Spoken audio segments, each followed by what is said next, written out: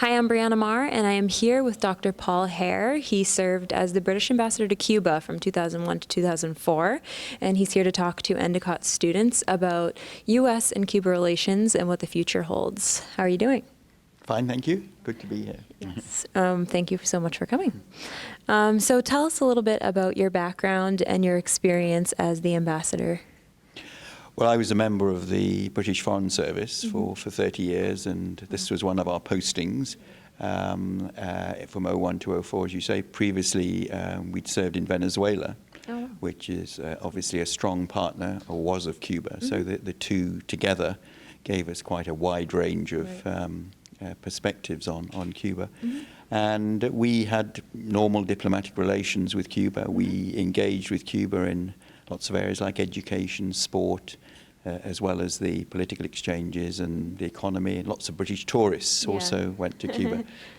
That's really cool. What do you think Americans should know about Cuba and the Cuban people? Because it's such a small country, I feel like a lot of Americans don't really know a lot about the relations between the US and Cuba. Well, I think they should know that there's a long history of US connections. Formal independence was in 1902, and from then on, their closest foreign relationship, I won't call it necessarily an ally because it was a strange relationship, was with the United States. And many Americans went to do business there, some settled in Cuba, and the US was the major market for Cuban products, mainly sugar and agricultural. Then the revolution, of course, came, and Fidel Castro expropriated a lot of American property. It's a long story, but obviously that antagonized the business community.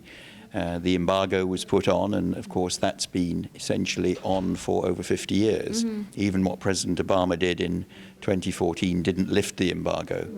But what they should know is that it is a large, beautiful island. It's 800 miles long.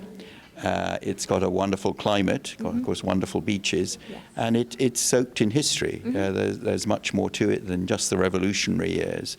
And it's a country, I think, with a lot of upside potential.